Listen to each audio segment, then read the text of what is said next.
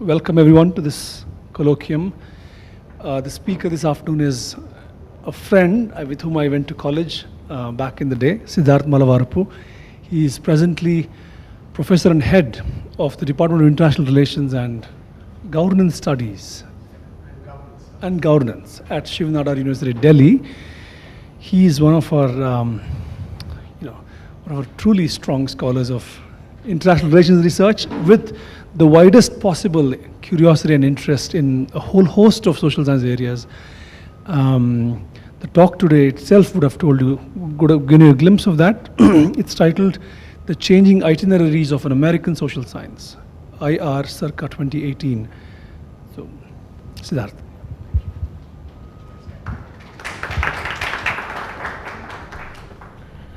Yeah, very good afternoon to all of you present here.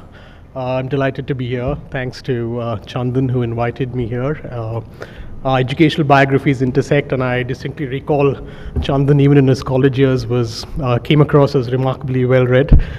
He's only gone further down that path, and I try to keep up with everything he writes. He's quite prolific, I see, and it's wonderful to be here with all of you this afternoon.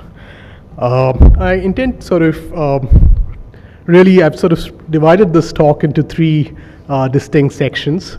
The first part gives some sense of, I think, disciplinary identity issues in international relations. Each discipline has a distinctive grammar, has a particular mode of socialization, and it sort of speaks to a certain set of concerns. There are some questions which periodically recur within the discipline's remit, and there's a fair amount of engagement around a set of questions which animate at least a fair number of scholars in the discipline. The second set of issues really relates to going beyond what I sort of treat as lament about the mainstream rendition of the discipline, the Anglo-American ethnocentrism, which in a sense characterizes international relations as a field of study. And a third section really deals with a body of literature which today calls for a more global international relations, calls for international relations which is more inclusive, which is more spread out in terms of what it does, more eclectic in terms of its choice of questions it pursues, and also, of course, much more curious about parts of the world which have generally been neglected within conventional accounts of the discipline. So this is broadly the sort of overall structure, just to sort of give you a sense of what you could expect in the next few minutes. The initial provocation, of course, was this piece written by Stanley Hoffmann. It was written years ago, 1977, in an issue of Daedalus, the journal Daedalus. And it was titled An American Social Science, and it refers really to international relations. I think Hoffmann did a fairly interesting job of characterizing what he thought the discipline looked like at that particular moment in time. And it's to do with the fact that international relations has very much been linked to the fortunes of the major powers. So some would argue that 19th century Britain, 20th century post-Second World War, the United States really in a sense overtook or overtakes Britain. And some would argue that the 21st century might increasingly witness a growing Chinese footprint in international relations. It's interesting to think about this question of material power and what it does also to knowledge systems, particularly within the field of international relations. It's no accident that major powers want to shape the discourse around the world. They want to tell you what categories are worth thinking about. They want to decide what might be maps of the world, and to that extent they have a stake, they have a strong stake in determining the tone and tenor of what we treat as the content of international relations. So from this angle, I think it's interesting to look at the discipline as also quite strongly tethered to the lives and fortunes of major powers, and they're trying to determine also therefore the content of what we treat as important and worthwhile pursuing within a field of study. Let's briefly look at what Stanley Hoffmann had to say in that particular piece of his, An American Social Science, and then I'll move on to two other recent arguments about the discipline of international relations, and which give us another picture of what international relations may have been and could be potentially in the future. Hoffmann basically makes an argument around three central pillars. The first he refers to as intellectual predispositions, which shape international relations in a particular sort of way in the American context. He talks about political circumstances, which is a second dimension. And the third dimension he refers to is institutional opportunities. So institutional opportunities which in a sense determine the ecology in which a particular discipline is pursued, and what that ecology makes possible and what that ecology does not make possible. I think these were his interests. In terms of intellectual predispositions, Huntington is actually arguing that there's a certain particularism, at least in the 70s, mid-70s, writing about America and its approach to the social sciences more generally. He argues that what you witness is what he calls as the applied Enlightenment ethic. These are the words used by Ralph Dahrendorf, another scholar he cites. But basically he says it's an applied Enlightenment ethic. So one part of international relations, you've probably heard of it when you look at, when you get a sense of it from news channels and discussions around international relations, there's a great sort of temptation to be a policy science. The policy avatar of the discipline is a very strong variant of the discipline. And some have argued that international relations as a discipline is also in a sense therefore very closely related to the modern state. And therefore when information is required, very often practitioners of foreign policy are called upon to talk about issues of international relations because they in a sense are insiders.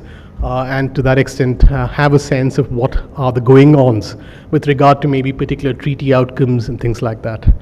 But I think the point which Hoffmann was trying to emphasize here is that there is an element in international relations which is interested in the practical, in the pragmatic, in the problem-solving mode of approaching issues. And that continues to this day.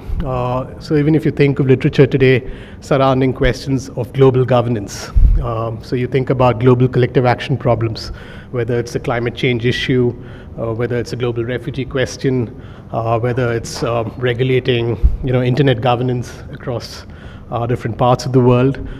There's a quest for certain norms and there's a quest for some degree of coordination among sometimes member states involved in formulating norms and rules and propositions surrounding these particular domains which affect international life. So there is a problem-solving facet to it, there is a policy science facet to it, and Hoffmann argues that in the American context, there's also what he terms as a quest for certainty. There's a desire for certainty, a quest for certainty. And that relentless quest for certainty, the desire to sort of find a way of resolving problems, resolving issues through practical measures, steps, that's a particular mode of approaching problems and knowledge systems while thinking about the international itself. So this is one set of characteristics which Hoffmann attributes in terms of broad intellectual predispositions which frame the manner in which international relations as a discipline found itself being articulated within the American context. The second issue relates to political circumstances. Now we know that post-Second World War you had Britain falling, Britain's fortunes declining. It was no longer as powerful an empire as it once was. There were arguments about imperial overstretch earlier, and the United States clearly became far more powerful with the passage of time. And if you look at a whole range of institutions, multilateral institutions which were shaped after the Second World War, they inevitably carry the footprint of the United States. Think about the United Nations, think about Bretton Woods institutions. Of course, some would argue that the Bretton Woods institutions today are in decline, and the IMF really needs to invent a logic to survive today. But if you're looking at the post-Second World War international economic order, the United States clearly underwrote much of that and was an influential player in determining what went into these various institutions. So the idea here, Hoffmann seems to suggest that you could not but study the United States if you were interested in international relations, because a large part of the international story was an American story. As far as he was concerned, you're studying US foreign policy, you would be, as a student of international relations, you can't not be interested in American foreign policy, because American foreign policy determines to a large extent what is going on in the rest of the world. Good or bad, those value judgments are different, but you will have to be curious about America's involvement in the world and what particular forms that involvement really takes place under. And the other set of issues which Hoffmann also raises here are what he calls as institutional opportunities. There's a lot of good revisionist writing today, which in a sense is trying to give us a good sense of the early historiography of the discipline. How did it emerge and what were some important defining moments? And there's one particular conference which is seen as particularly significant in the American context, which frames to a large extent some of the early work on international relations theory and this particular paradigm which is referred to as realism. So Nicholas Guylott, one of the scholars I'll talk about in a little while, has a book called The Invention of International Relations Theory, which is devoted entirely to this 1954 Rockefeller Conference, which brings together a whole range of interesting figures. Kenneth Thompson, some of you have of course heard of Hans Morgenthau, there's Arnold Wolfers, there's George Kennan. So there are a whole range of actors who of course come to shape what American IR is.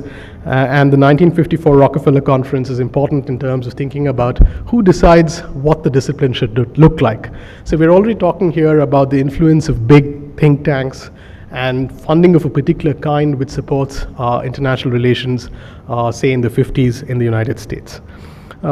Stanley Hoffmann also refers to another temptation which he calls, quote unquote, the Washingtonian Temptation, which is the desire for international relations scholars to whisper in the ears of the prince, to sort of speak, to sort of, in a sense, counsel power when asked to, and there's a certain desire sometimes to be close to policy circles, partly because there is a feeling that you are in the know of things when you're very closely situated to these structures of power.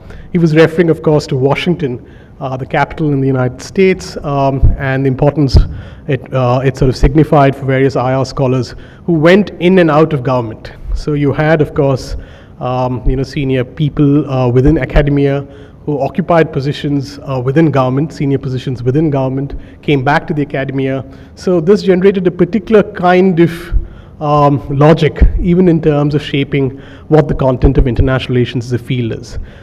You could argue, of course, that all national capitals have this propensity, and international relations across the world, there is a risk of, sometimes being too close to the powers that be in order to sort of also get a sense of what is really going on in this particular sphere or that particular sphere, and to feel better informed as a consequence of that.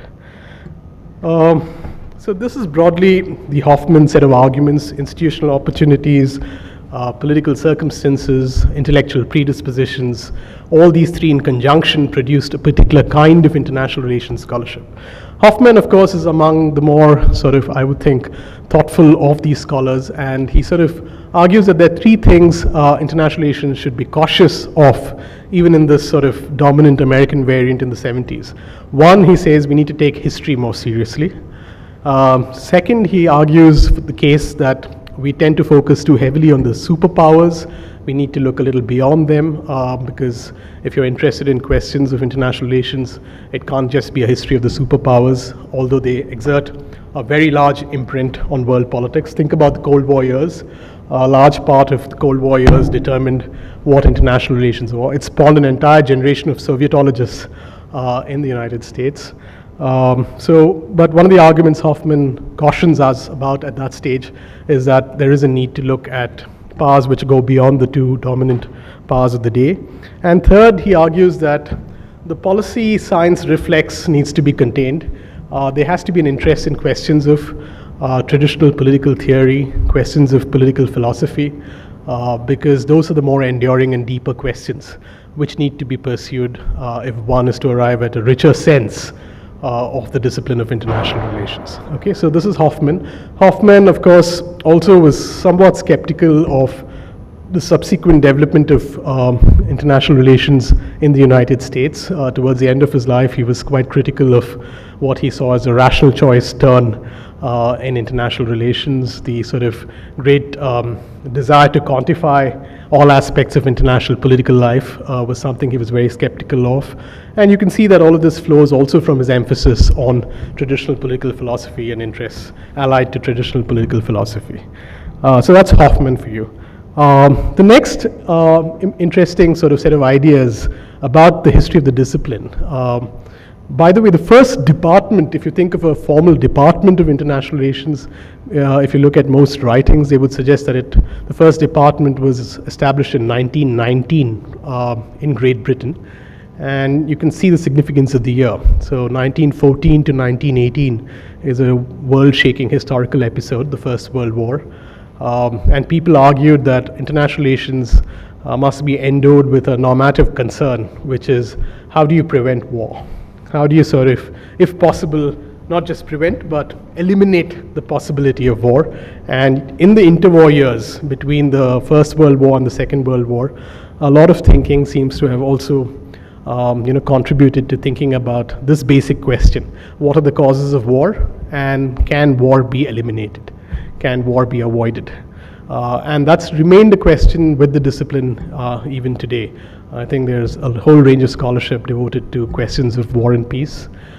Peace and conflict studies is a subfield by itself, but traditional security studies is also very interested in the nature of conflict. Some argue that you no longer witness old kinds of wars, traditional wars between states, but you also see a lot of warfare within states. You see other forms of violence which seem to have engulfed the world. But it's interesting to think about this question as sort of an important normative code very early in the discipline. Now, Nicholas Gaillot makes a very interesting argument about the development of one particular strand in international relations, one particular strand of international relations theory, which is referred to as realism. Okay, now this is the sort of theoretical paradigm which one most often associates with the field of international relations. It's almost a sort of commonsensical notion that material power matters, force matters, jiski lati uski bhens, the sort of notion that strength counts, and strength largely in terms of material strength. Here we're not talking so much about ideas at this point in time, and there's an interest more in the material attributes of power. They argue that, realists would argue that it doesn't matter what people intend to do.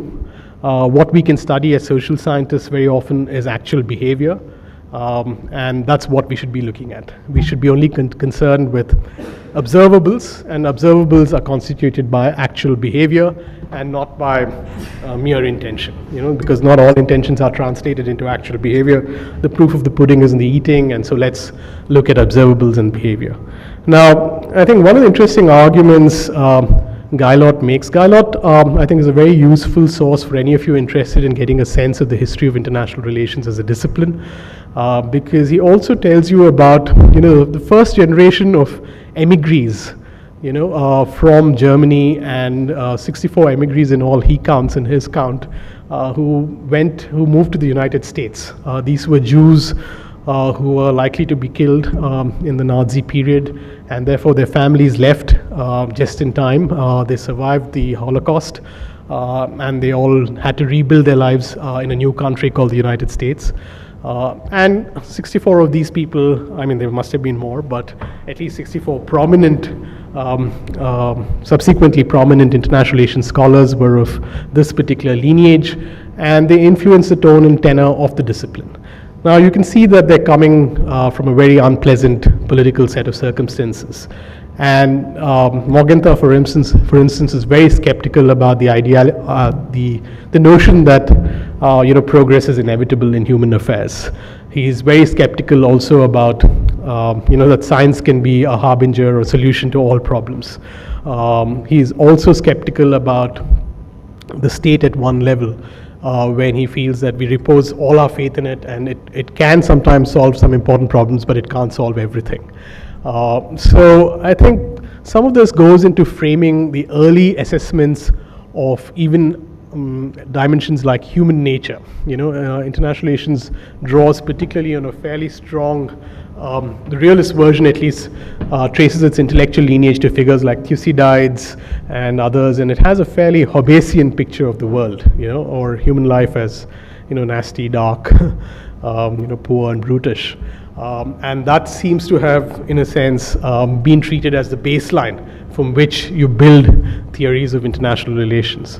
Now, most neuroscientists today in the world will tell you that human nature is far more complex, that there's aggression at one end of the continuum, but there's also, of course, the possibility of empathy at the other end of the continuum, and there are probably a whole range of intermediate emotions which inform and guide human behavior. So it's interesting to think about how a static picture of human nature, but historically relevant because it came from a particular trajectory of people who were displaced from their homes and had gone through what they had gone through, to come to the new country, United States, and frame for themselves a particular understanding of the world, which then, of course, gets encapsulated later in these doctrines or theories of realism. Now, while realism is, of course, a fairly influential paradigm in international relations, Guylott makes a very interesting argument about how it came into existence. And he attributes the 1954 Rockefeller Conference as very important because it, in a sense, gives birth to the discipline of international relations. So he argues that at this point in time, in the 50s, American political science was largely dominated by what is called as the behavioral revolution. So there was a faith in empiricism, there was a faith in measurement and quantification, faith in science, and that, in a sense, is a defining identity of many political scientists. It's a dominant mode of doing political science at that particular period in time. And what Guylott suggests is that these are a bunch of people who are interested in this realm called the international. And they're asking the question, does the realm called international have different properties from the realm we call domestic? Can we have a discipline which is interested in the workings of the international as opposed to the workings of the purely national or the purely domestic? And then they, of course, he argues that they come upon this idea that there's this particular approach called realism, which is interesting to think about. But he says that realism came about not so much as an explanation about the international, as much as a way of establishing a distinctive disciplinary identity, to say that we are not like the behavioral revolution people. We do things differently, we think about the world differently, we have a distinctive way of looking at it. Let's call this international relations, let's call this realism in international relations, and you engender a new field, a new mode of looking at the world, a new mode of cognizing the realm of the international. So this is at least one argument which seems to sort of suggest that the manner in which even theories emerge. Theories are ultimately human constructs. They don't fall out of the sky. They're anchored in real time and space. They also probably have all the three elements Morgenthau mentioned earlier: a certain set of intellectual predispositions, political circumstances, institutional maneuvers and opportunities to sort of push new ideas at particular moments in time.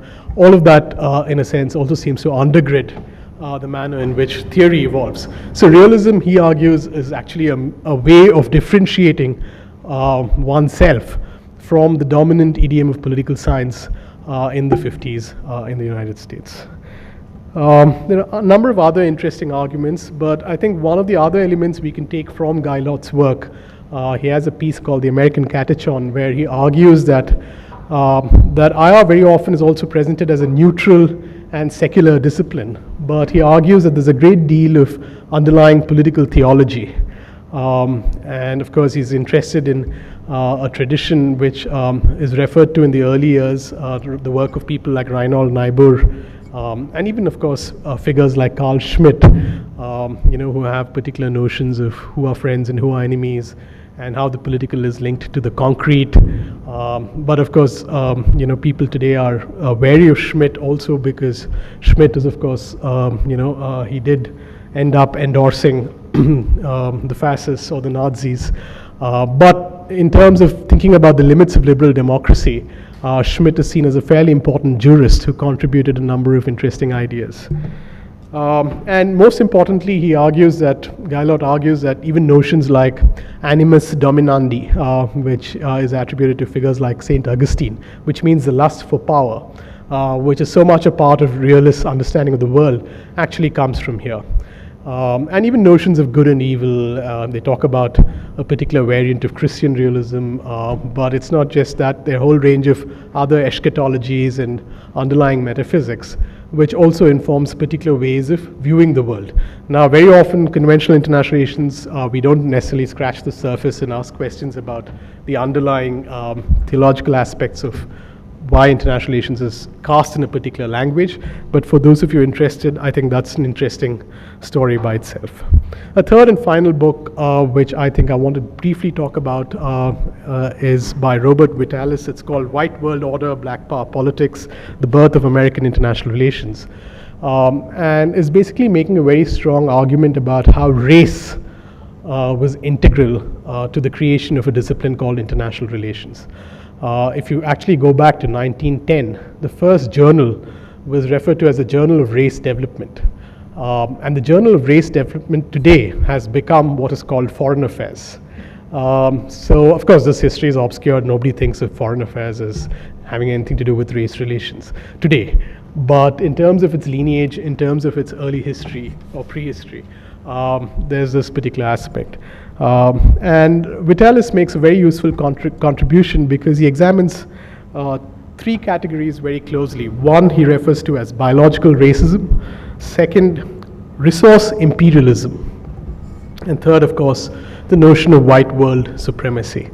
And he argues, fairly vehemently that I think that it's important to think about how international relations was really about race relations. It's not really about states. It's fundamentally interested in questions of races. And it's also interested in modalities of imperial or colonial administration. So I think similar to anthropology and its early history and its sort of, interest in other communities, in the colonial taint of anthropology and its gaze. International relations, as far as Vitalis and others are concerned more recently, established very firmly its imbrication with questions of race and how race was so integral to the making of the field of international relations, at least in this early variant. And of course, Vitalis also points out to arguments, he uncovers a very interesting tradition of African American scholarship in American international relations. And he talks about figures like Tate Myers and Lothrop Stoddard. But many of these, in a sense, they were interested in the workings of race at that particular moment in time. And they wrote these very fine accounts, which have not really made their way into the canon of contemporary international relations. So he refers to a school called the Howard School, Howard, not Harvard, but Howard. The Howard School, and he unearths a distinctive legacy of very fine contributions. And one of the important things which surfaces from this particular account is that imperialism was actually a very strong concern in the early parts of thinking about international relations. Imperialism not cast in the language of imperialism, but ultimately they were talking about modalities of imperial administration. But today when we think about international relations, the question of imperialism, Vitalis argues, is almost dropped off, and nobody really thinks about it as an imperial construct with a very distinctive history and concern about imperial relations. Okay, so I'll stop with that. Okay, now I think beyond lament about the fact that international relations had its blind spots, it had its occlusions, it had these problems in its very genesis and formation. It's interesting to think about, would Stanley Hoffmann, writing the piece 40 years later, still consider it to be only an American social science? Or would he sort of rewrite the piece today to say that, no, it's no longer only an American social science, there are other claimants on what goes into international relations? I'm interested particularly in what's going on in terms of international relations scholarship within the Global South. And I'll just point to three sort of blips on the map which I think are interesting and which point to certain possibilities in terms of, one, widening the notion of what we treat as global, and in a sense of also maybe making more inclusive our understanding of what we should treat as legitimate matter, subject matter, and concern for scholars of international relations. The first is an approach called TWAIL, and TWAIL is an acronym for Third World Approaches to International Law. And it's a very interesting collective of scholars. There are several scholars, but I'll mention some names. Anthony Angie has got a book called Colonialism and International Law, which I would strongly urge you to at least eyeball if you don't read. It's an interesting book. There's work by a figure called James Garthi, Boaventura Santos, there's Vasuki Nesaya, and there's of course my former colleague at JNU, B.S. Chimney, who've also contributed enormously to thinking within this particular body of thought called TWAIL. And TWAIL has, I've sort of tried to distill from TWAIL writings 10 premises which serve as a basis to think about international relations. They're of course interested more specifically in the workings of international law, but I think it's very useful to think about international law because it anchors you to very real world treaties, texts. It's not some airy-fairy general critique which is abstract and distant, but it's something which is going on at this point in the world. You know, how our resources around oil negotiated today, how our airspace is regulated, how our ocean space is regulated, but also more conflictual issues of territorial disputes and things like that. And of course, with modern international law, even the individual is a subject of international law. Any of us can be hauled up at the International Criminal Court if we've taken orders to commit crimes against humanity and say that we were merely fulfilling our function. So I think it's interesting in terms of thinking about it. I'll just quickly run over these 10, I think, important sort of framing devices in terms of the TWAIL approach. The first, they don't treat the world as a tabula rasa. The world is not a clean slate. Imperial colonial continuities persist in the contemporary world. Second, they would argue that the justificatory rationales for colonial rule persist even today, which is trade and the civilizing mission. So they would look at, for instance, something like the notion of good governance. And they would sort of look at the package which goes into good governance and the politics of framing good governance around certain key understandings, as also linked partially to a new civilizing mission. So for instance, or even if you look at trade and you're looking at trading regimes, you're looking at the asymmetries of trade across the world, you will see some elements of this reappearing. The third idea is that race, gender, and class structure international life. So unproblematized universality is a problem. You need to think of categories like race, gender, and class, and its workings in the contemporary international sphere. Fourth, uneven development is widespread, and this has to do with the broader historical structuring of the international system.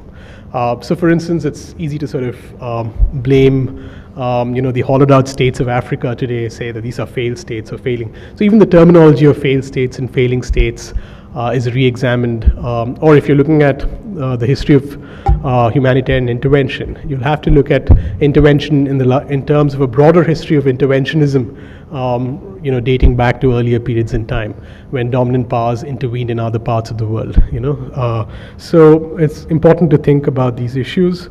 We also need to think of opposition to prevailing dominant structures. So there is an interest, it has a politics which I don't think is nihilistic, which is it's not sort of in dark, it's not sort of completely saying that everything is relative and everything is condemned to the will of power and therefore there's nothing which can be done. I think it does believe in certain ideas of egalitarianism and justice, and would like to see what are the critical junctures in history when the material and political conditions allow for some critical interventions and change possibilities. And it's also interested in contesting the high moral ground occupied by the global north on some issues. I think Anne Offord uses this term liberal paternalism. And I think TWAIL scholars are interested in looking at various manifestations of liberal paternalism. So even the whole discourse around aid and this provision of aid and grants in aid to other countries. And some of that literature also raises some fundamental questions about dependency on aid and things like that. But those are also interesting. Or you think about the double standards in international law. So for instance, the use of drones is sort of unacceptable, but it goes on, and those sorts of issues are of particular interest to Twailers. Twailers also make a distinction between, I think this is particularly stark in the work of somebody like Chimney, between ruling people, ruling elites and the people, and they value the lived experiences of people. And finally, there's opposition to nihilism. They are keen to engage the idea of global justice, whatever that might mean in the world we live in. Can we think of ways in which income and wealth inequalities can be less attenuated than they are right now? Those issues are of interest. So that's one set of interventions possible within this rubric. It gives you some theoretical apparatus or heuristics to address issues from this part of the world. The second, I think, which is interesting, is the global history itself. It's again, I like global history because it again allows for a set of possibilities. It's interested in the category of the global, and it's interested in a history of interconnections. Some of you are probably familiar with names like Sanjay Subramaniam and Christopher Bailey, the historians.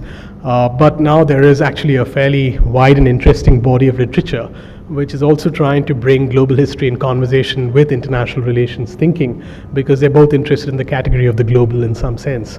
So the work of people like Duncan Bell, I think, are particularly relevant in this context. And there are different models to do global history. Sebastian Conrad, in a book titled What is Global History, talks at least of 3 idioms of global history writing. One, of course, is what is referred to as big history. You've probably seen Jared Diamond's Guns, Germs and Steel, or of course the books which you find everywhere today are, the Sapiens and Homo Deus, Noel Ferrari.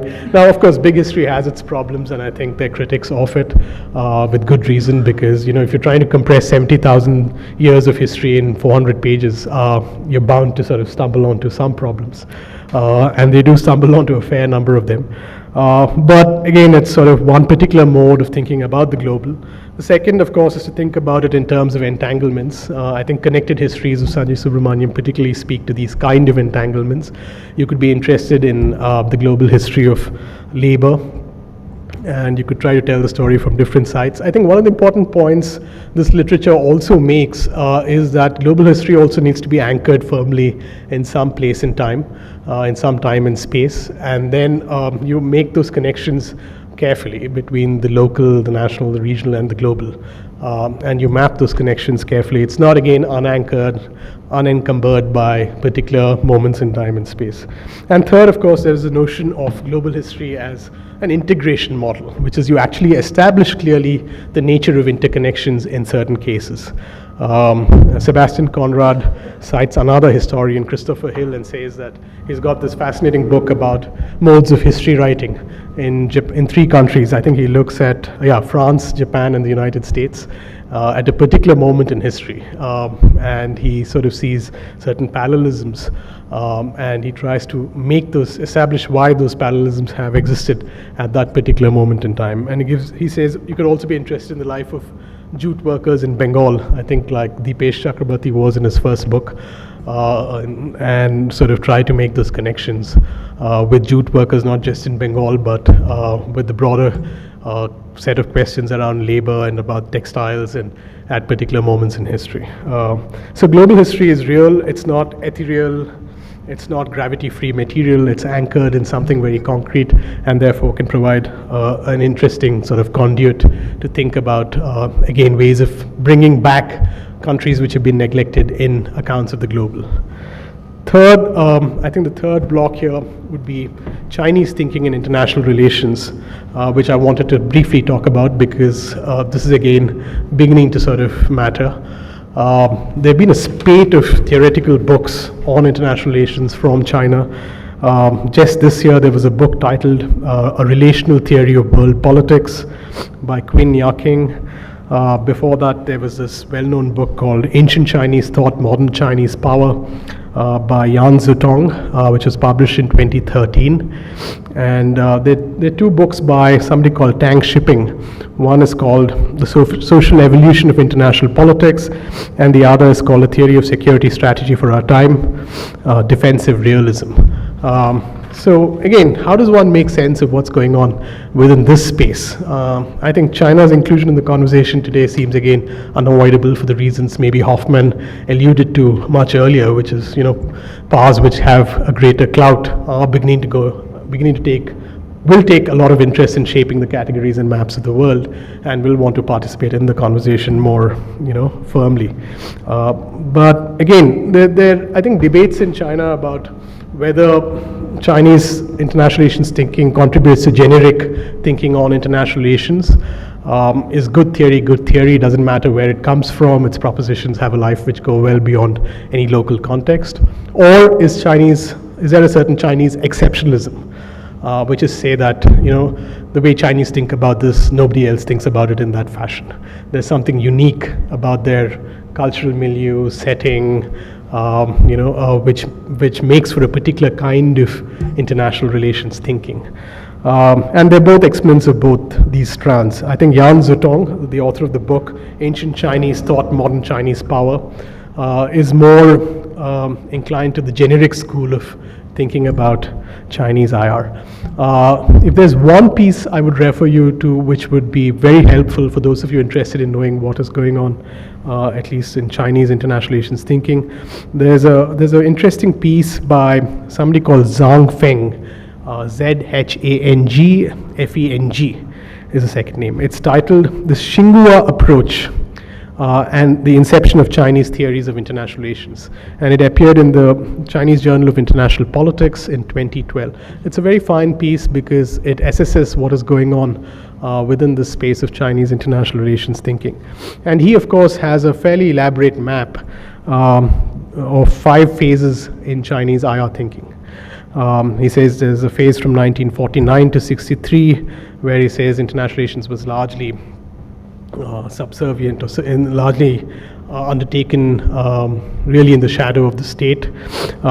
He says in 1963 to 78 there was an attempt at what he calls as quote-unquote institutionalizing international relations in China and trying to develop some independence of thinking, but he ends up suggesting that even this piece was largely quite quote-unquote ideological. There's a phase from 1978 to 1990, and he says that this is a phase which is the most interesting because in 1987 you had a conference in Shanghai where they gave some thought to what international relations might look like if it were to have Chinese, quote-unquote Chinese characteristics.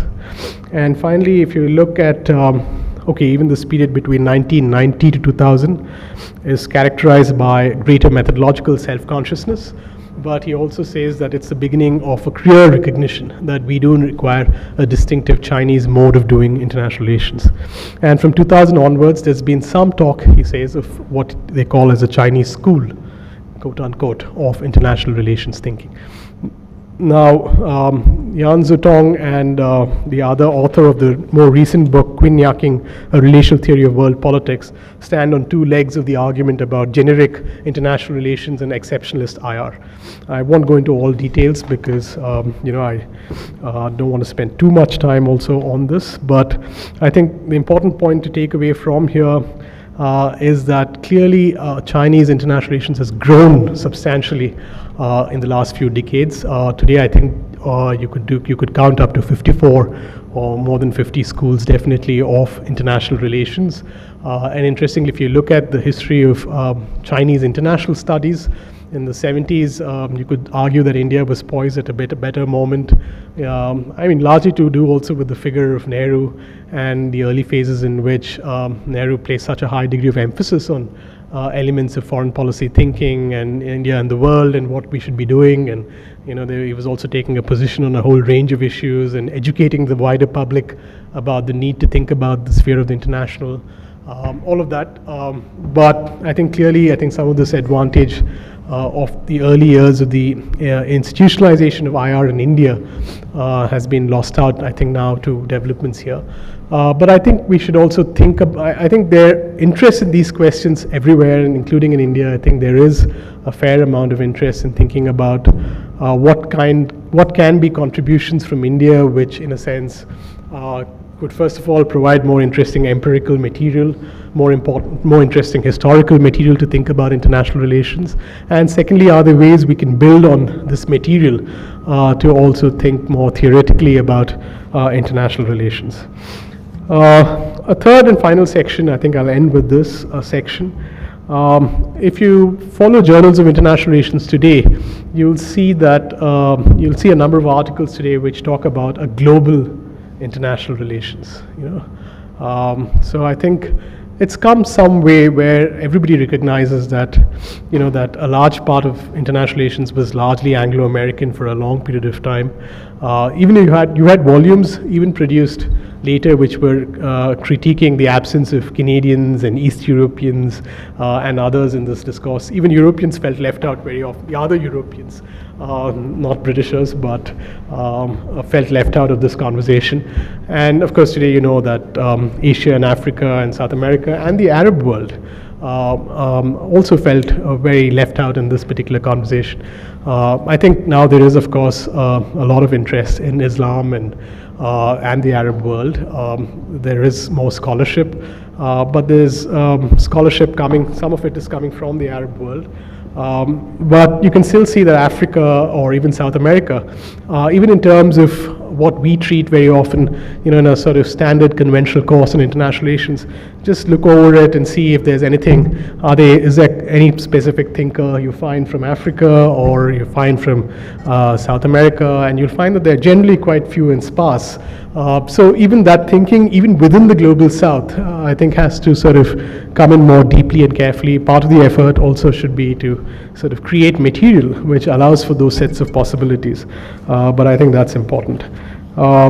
So there are lots of people now calling the bluff on the earlier period in which you had a fair amount of parochialism in the making of the discipline of international relations. I think in terms of scholarship today, I think IR today allows for a whole range of eclectic possibilities. It's not just restricted, I think, to standard bean counting of strategic capabilities, the sort of Jane's Defense Weekly kind of material, which many people think that's international relations and that's what they're interested in, really. I think there's an interest in a whole range of actors, state and non-state.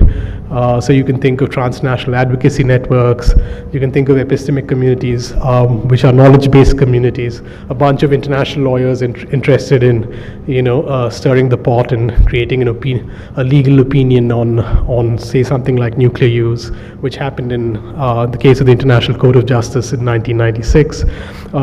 So all these sets of issues, I think, are of considerable interest. There are two other important sort of books I would just like to mention for those of you interested in following some of the more recent work. One is on the Bandung moment. It's a book by Louis Eslava, Michael Fakhri, and Vasuki Nesaya. It's called Bandung, Global History and International Law, Critical Past and Pending Futures. And the other book is a book titled Governance Feminism, which is again very interesting. It's by Janet Haley, Prabha Kotaswaran, Rachel Rebo, and Hila Shamir. And it basically is interested in asking the question of what happens when women do get to positions of power, and what is the nature of that intervention. So they argue that you find more now there's sort of greater representation sometimes on, the possibility of greater representation, at least on legal bodies of some formal international institutions, organizations. But what comes of this? What comes of these interventions? What are the intended and unintended consequences of these interventions? What happens at a moment when the feminist, who's sometimes as seen as outside of the system, gets inside of the system? So this whole issue of insiders and outsiders is something they wrestle with in this book. And what is the sort of record of them actually being in positions of power and what the possible, what they call as distributional consequences of that role they can exercise today, which they could not perhaps exercise. So again, partly to the success of the feminist movement that they've even got this far. But now from here, where do we go, and what are some of the ambiguities surrounding the exercise of power? There are a number of series which will give you a sense of how broad a church international relations is today. If you look at a series called Interventions, there are a number of books in the series. They deal with themes like visuality, aesthetics, narratives, memory and trauma, performance, sexualities, race, gender, class, madness, and mental health. So there's a whole, all of these you would normally not necessarily see as part of the legit or legitimate interests of international relations scholars, but clearly, I mean, global public health today is an interest, and you can't sort of, or environment, of course, is the sort of most sort of, you can see that you can't be confined only to a purely statist discourse if you're interested in questions of the environment. It transcends boundaries, and you inevitably have to, go beyond standard, methodological frames of inquiry, which treat one particular point as point of departure to think about the world. There's a series called Worlding Beyond the West by Arlene Tickner, which also is interesting. You may want to take a look at it at some stage. There's the work of people like Karen Smith, Pinar Bilgin, and Siba Groguai. There's some scholars, but one book which has been recently published is by Mustafa Kamal Pasha, who's written a book called Islam and International Relations, Fractured Worlds, which was published in 2017. Karen Smith does an assessment of African contributions to international relations in the Al-Azimut Journal, which was again published recently. And there are a whole range of other efforts which are in a sense trying to widen our notion of the global. So broadly, I think if you look at international relations today, I think there's scope for a lot of different sets of possibilities. The question is how best you can do it. How can you be both empirically and theoretically rigorous while doing it? I'd certainly think that there's a far more receptive ecology globally to work from, if you don't like the word non-West, you can use the term global South. And this was very different for scholars working in India, say in the 70s, 60s, under very different circumstances, or even the 80s, I would think. Now the real challenge is to produce that work and to come up with interesting ideas. I know there's some interest in classical thinkers in India, Kautilya and figures like that. But of course, I think one should go beyond also these well-known figures, a whole range of other figures, potentially there are interesting archives to be mined, there are interesting questions to ask of classical bodies of thinking. There are ways in which we can participate in the global conversation and bring these, various understandings of even universal questions like order, questions like legitimacy, notions of justice. Surely most places in the world gave some thought to these questions, and it may not necessarily have been cast in the language of modern international relations theory as we know it today, but certainly they could be fairly sophisticated bodies of thinking in different civilizations, across different civilizations. We know very little about the Aztec world, we know very little about the Spanish world and other parts of the world. We know little about Africa sometimes in the 54 countries which constitute Africa. And I think we should all take a more lively interest in the world at large. And I think there will be scope to imagine a discipline very differently and to also contribute in the process to a discipline very differently. I would also say that the possibility of international relations conversing with other social sciences is something which we should consider. I know there are people who are interested in questions like looking at diplomacy as part of the broader history of evolutionary biology, and sort of looking at diplomacy as an activity itself over a long period of time, over a long durée. This is then there's also interest in notions of thinking about questions of cooperation, but thinking of questions of cooperation not merely in the idiom of purely anthropocentric cooperation between humans, but species cooperation. I know there's work of people like Dirk Messner and others focused on questions of cooperation, which has a stronger behavioral sort of science interest, and integrating those bodies of thinking into thinking about questions like this. So there's no simple telos. I think we need to sort of think about ways in which international relations can achieve greater intellectual pluralism in the years ahead, and I think we can all contribute in some way or the other to that project. Thank you.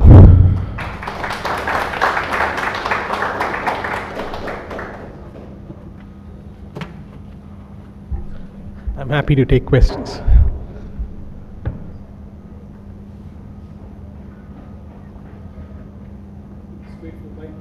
Yeah, sure.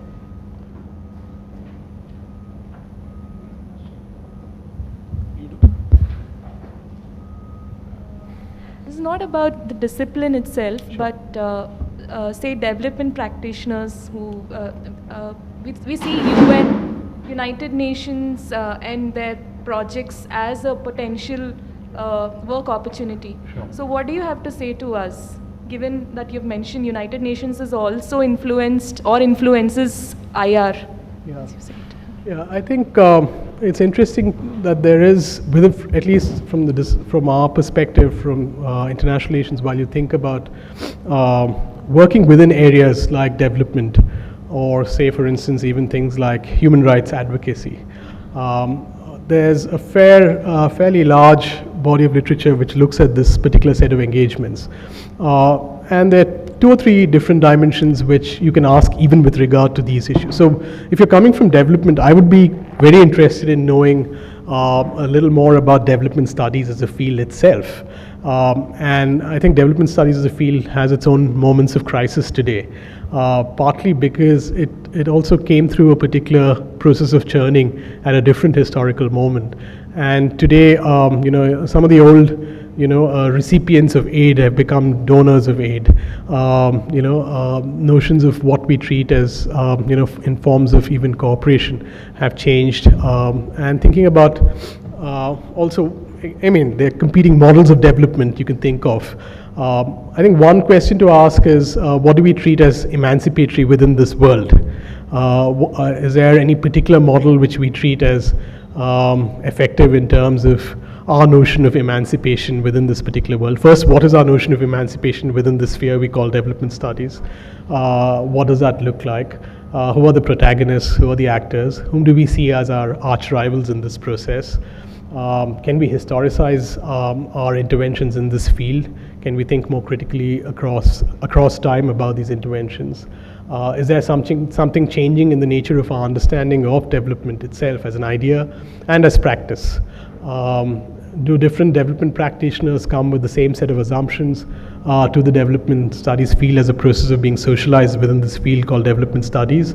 Or are there an extraordinary range of actors, many of whom have nothing to do with development studies as a field, but come from other points and places? I think one volume you'll find very interesting is a volume titled Friction.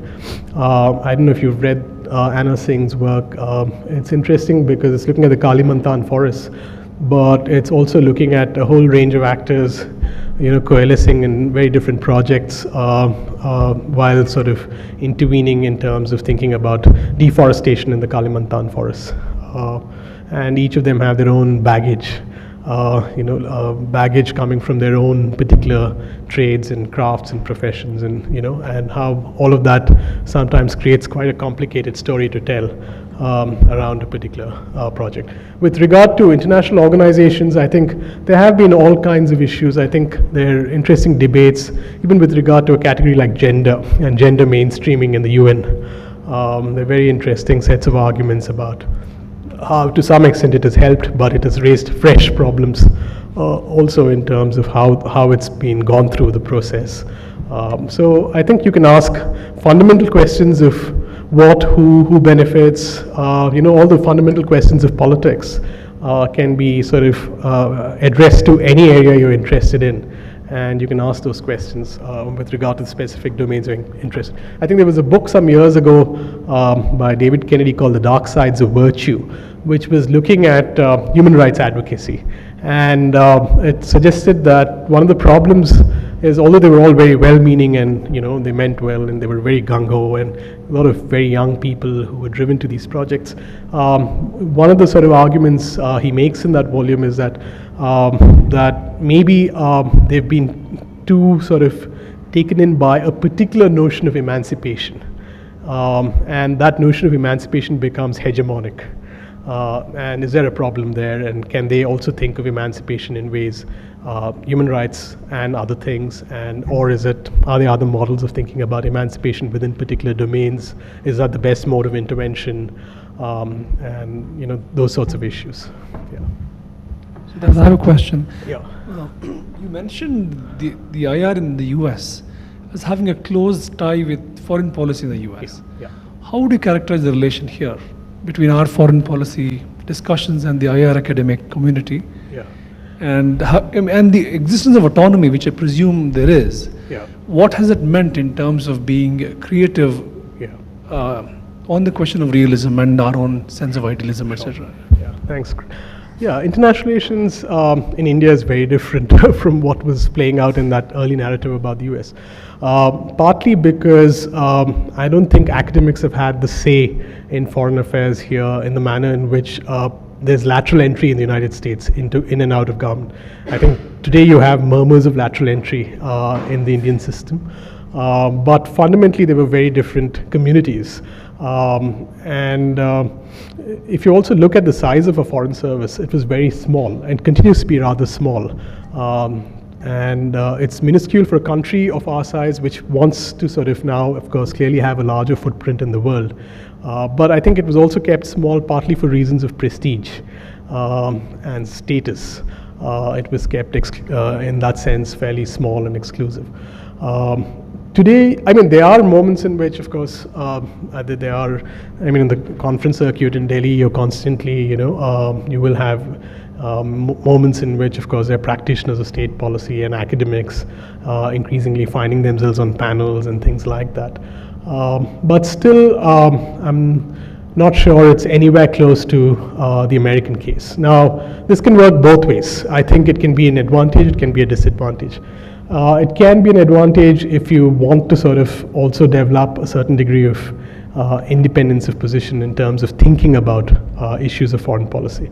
I mean, I've been sort of trying to follow very closely some of the years of writing on Indian foreign policy during the Nehru years. And it's interesting to see that a large part of it is endorsement and endorsement and endorsement, partly because they also felt maybe less equipped. How can we contest, that particular notion? Nehru had a particular kind of, expertise on foreign policy. I think others have written about this. There's an interesting piece by Kanti Bajpai on this particular facet of IR and, the early years and what it meant.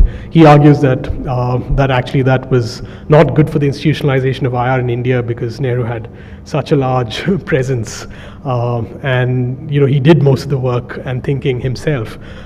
So it didn't really allow for that sort of flowering of a fair amount of autonomous institutionalization of thinking about international relations. So even today, I think it's the same. I think IR still tends to be very Delhi-centric, and it's no accident that it's Delhi-centric.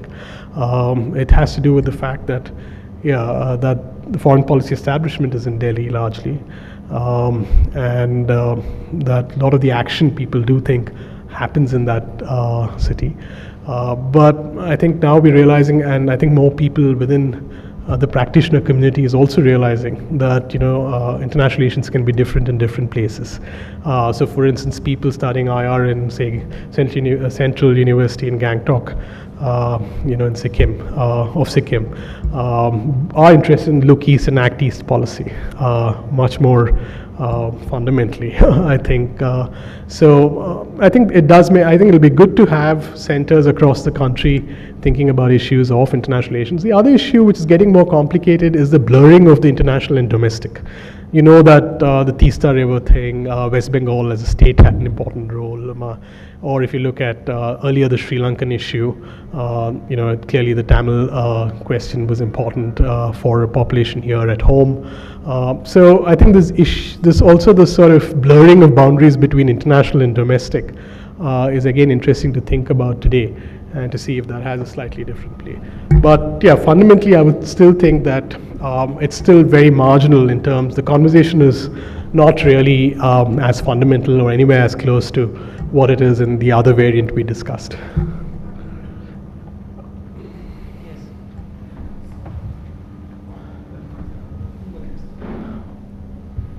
So I had a question regarding China's, like you have talked about how China is becoming more central to the international relations space, and in that context, we can't talk about China without talking about the Belt and Road Initiative.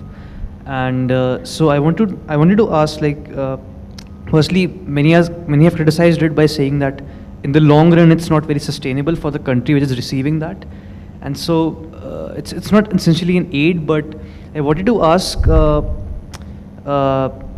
what can India do? What kind of assistance can India provide, or aid can India provide, which is different from China? I mean, what can India do to say that our investment, our assistance is different from China's, and especially in our neighborhood in South Asia, in a time when our neighborhood like Nepal, Sri Lanka, everyone is turning towards China.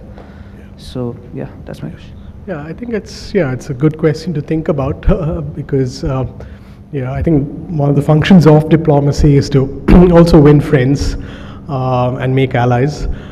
So in that context, clearly, at least in the case of Nepal, you can see that there are a lot of increasingly very heavy investments, by China. But yeah, I think more fundamentally in terms of how we relate to the world outside and how we relate to our neighbors. I mean, some would argue that there are certain common sense principles which you observe in your relations with neighbors, and you do your best not to antagonize, but to sort of win friends. And there are a set of certain standard ways of thinking about it. But I think part of the challenge really lies that the world is not static. It's dynamic, it's constantly changing, and it's also about relative power sometimes exercised by states within the international system.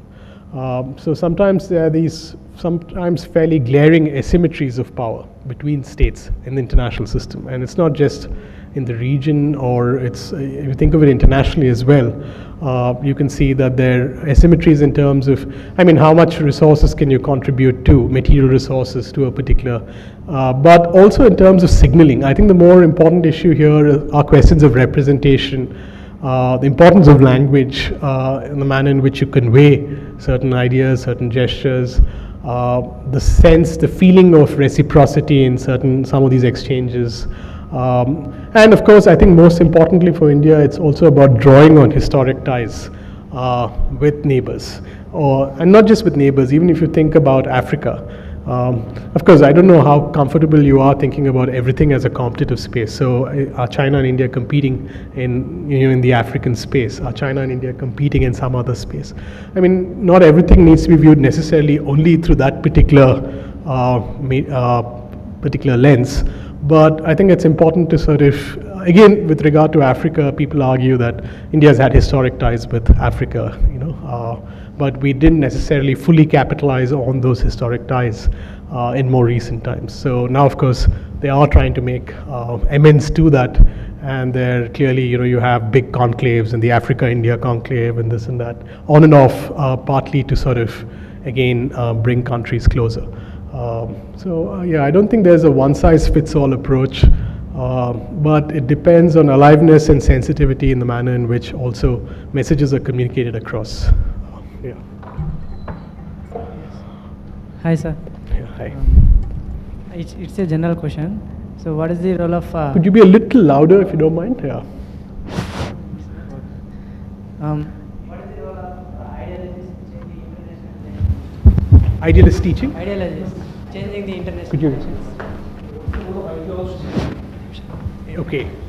I don't know, Robert Cox once said, theory is always for someone and for some purpose, which is to say that, all of knowledge is partisan in some respects.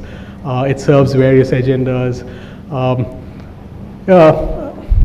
I think this whole issue of is it possible to have a neutral, objective discourse in the social sciences is a question which is often thought about and discussed. There was a point in time when everybody thought you could have a fairly objective account of social sciences possible, and a fairly objective account of anything you were studying possible. But that, of course, has come under increasing scrutiny, and people believe that it's not necessarily, first of all, not possible to have a completely objective account of most of these situations. But as any good methods course will try to sort of indicate to you that there's some rigor and possibility of having, as long as you sort of, I think, make your arguments clearly, suggest what reasons guide you to preferring position A over position B. Why do you find one position more persuasive than another position? And what are the sets of reasons? So you can come clean on your assumptions. So I've sort of tried to come clean on my assumptions in the course of my presentation by saying I'm interested in scholarship in the global south. I'm interested in looking at these approaches because I think they give us some leeway into thinking about categories of the global and international from a different vantage point. So you could say that part of it is still, it's got ideas of a particular kind. It's imbued with a clear preference for X over Y. It's true, it's clear, imbued with a clear preference of X over Y. But as long as you make your case in good faith, clearly and reasonably, I don't think you should be too worried about it beyond a point. Yeah. Yeah. There's realism, self-interest, etc., and there is ideology. Okay. Or idealism, he meant, or ideology. So, okay, ideology. Is there ideology at all, or is it completely each one for the self-interest? Yeah. In this, I mean, of course, I think ideas matter. I would think ideas matter and ideologies. Siddharth, in international relations. In international relations, also, I would think that, you could say that everything is masked and presented in a particular way, but behind it is our blunt interests. And I would think that would be a particularly cynical way of looking at and characterizing all of international relations. Because, you also have instances in which, multilateral bodies have been created, you had instances of cooperation, you have instances of, some relative success with regard to solving some disputes. Now, if it was all just a matter of, trade-off between costs and benefits, and if it was all just a matter of, who was more powerful at that moment is deciding what's happening, then it would be very easy to predict everything with certainty, even about the future. But we know that history doesn't unfold in that process. We know that it's more complicated than that. And like I was suggesting in the sort of early part of my lecture, that realism maybe captures one part of the story fairly successfully, but it doesn't capture the entire part of the story successfully. So all the other impulses we talked about in human nature are also present, and find ways of, so some would argue, most liberals would argue that international institutions also supply an autonomous logic to the conduct of international relations. International law, people would argue that despite attempts by major powers to micromanage treaties and micromanage their interests in specific ways, the moment they enter the language of law, they get captured in another specialized rhetoric, and it sometimes leads them in ways in which it is not necessarily the desired outcome they had initially envisaged. So there are all these complexities. I would think it would be reducing it to too simplistic and too reductionist an account to say that it would be only that all we see in the world is everything is camouflaged. Ultimately, it's just the ultimate ratio of power and brute material power which will carry the day. It does carry the day in some instances fairly clearly to a large extent, but I still think it doesn't exhaust at all the story of international relations.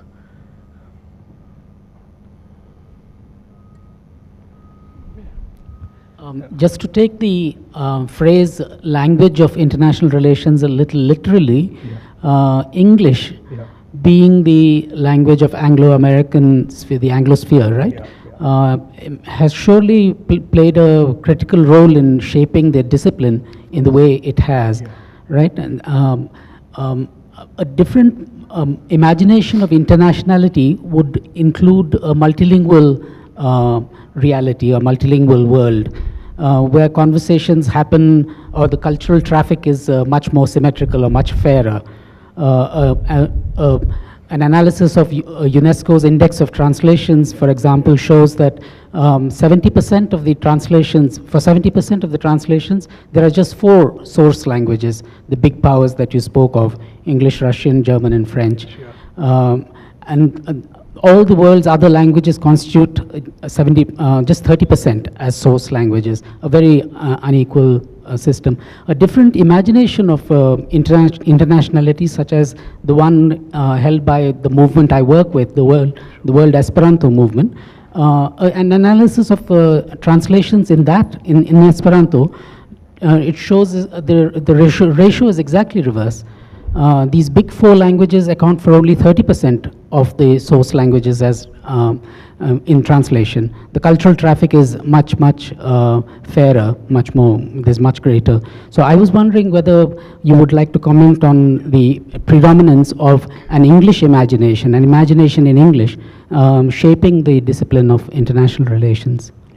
Yeah, I think it's a very valid concern, and I think clearly a hierarchy of languages, as you've just sort of very neatly captured, in terms of even what constitutes the lingua franca of international discourse, and it's tended to be largely English in that sense, and the other 3 languages you mentioned as UN languages there.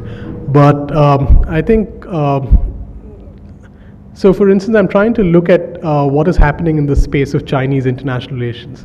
One part of it is they're very quickly translating all pieces of American writing in international relations quickly into Chinese. And of course, I think there's also now a lot of international relations in China, of course, written in Chinese and Mandarin, and is also being retranslated back into English.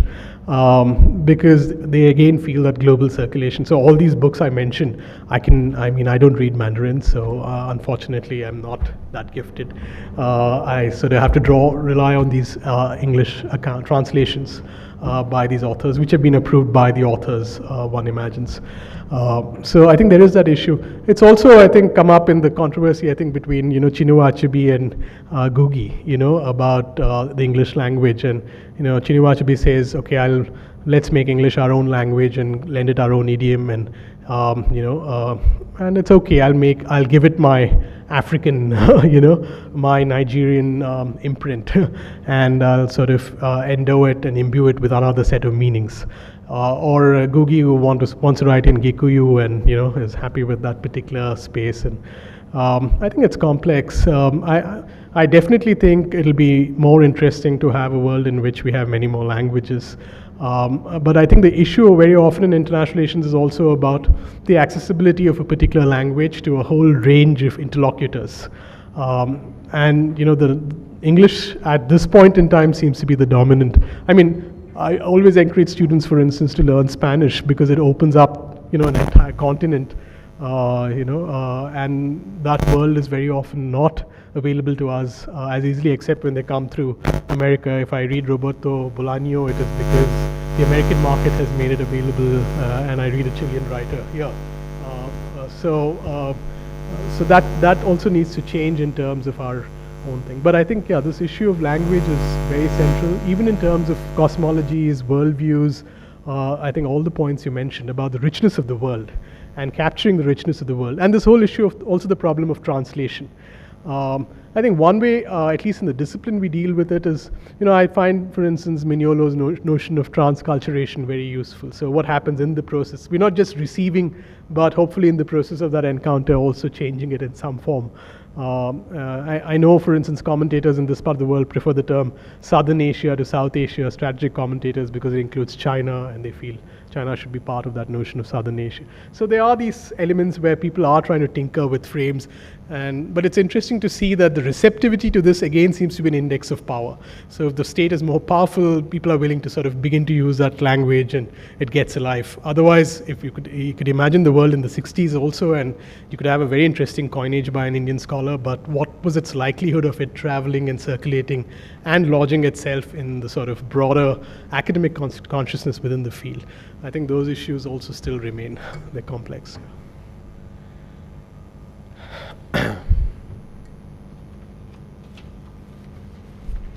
Reached the end of our session time. Yeah. But I still had a question, Sure. Siddharth, about again the institutional realities of Delhi. I mean, Yeah. let's presume Washington is important in the US, right? It's also centered there. Yeah. So in itself, it's not a problem. We just, if you think of the ties between policymakers and academic practitioners, in an ideal situation, I mean, you did discuss the need for decentralized thinking, not conforming to standard models of relating, etc. But a certain kind of regime of idealism, the Nehruvian kind, is we don't know what has replaced it. There is something happening, and we could continue to insist, that we are doing our work in all seriousness and they do their thing. But do you wish for a more a well-settled relationship where there is a clarity about, intellectual borrowing? I mean, I don't know how to characterize this. It's a great question, I think, some argue that maybe in the, Nehruvian years, we were very garrulous and we spoke, we had a lot to say about everything and many things. And the classic Krishnamenon long 9-hour speech in the General Assembly, or, those are the things often talked about that it's interesting because actually in terms of material power, we were much weaker. But ideationally, I think Nehru was constantly putting out ideas there, which, on the world stage, really, constantly. And some argue that today maybe we've come to terms with the need to say less and grow materially. And that maybe it's not in the wisdom of things necessarily to state everything out there and necessarily spend a lot of time elaborating on that, but to actually just grow in the quantum of power and then hopefully influence institutions, say for instance the UN Security Council membership, make it more democratic. Why should France and Britain in the world we live in today be part of the UNSC? 2 states in Europe and parts of Africa are not represented at all on the UNSC, and Asia also represented only by China. So I think these questions are all cropping up increasingly. In terms of the relationship between policy making in academia and I don't know, foreign policy is actually sometimes very confounding in the sense that some people see things very clearly and they clearly are able to say that, this is what it looks like and, this is a stated goal and this is what we're trying to achieve. There are some others who believe that maybe ambiguity is a virtue and things unstated are not necessarily a bad thing. Of course, sometimes it gets interpreted as ad hocism, but some say no, there's a deeper design and it's been thought through, but it's not been necessarily, it's not always an instance of public diplomacy where everything is, enacted between everybody, but you can have, closed door conversations and, sometimes in-camera conversations, not necessarily, enacted in the public space, because that allows for a certain freedom of conversation, which this does not allow, maybe. That's the sense. So it's, I think it's a little tricky in terms of whether it's very clear. One way a realist would find a way out of this conversation is to say, okay, let's not look at intent, let's look at actual behavior. But that, I think, also still doesn't really explain many things. Constructivists in international relations are very interested in how do we build notions of allies, how do we build notions of adversaries, how do we build collective understandings around certain decisions seen as important, what are tipping points in which a particular policy moves from position A to position B, who are the constituencies involved in ensuring that this tips over that side and not this side, those sorts of questions. So I think it raises interesting questions, especially in the age and time we live in, which is it's suffused by social media, and a lot of everything is immediately sort of conveyed and carried and transmitted, depending on how it's transmitted and where it's transmitted and to what extent. So the context is lent very often by others you are not in control of. So it is a complicated picture in terms of what really goes on. I think deciphering foreign policy is always not the easiest. There's always a little more than what meets the eye, and one has to really sometimes think carefully about is there a connection between this and that?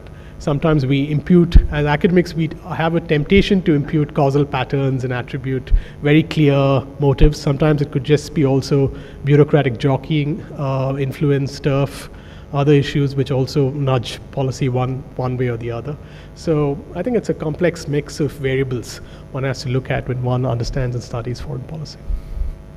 Thank you, Siddhartha.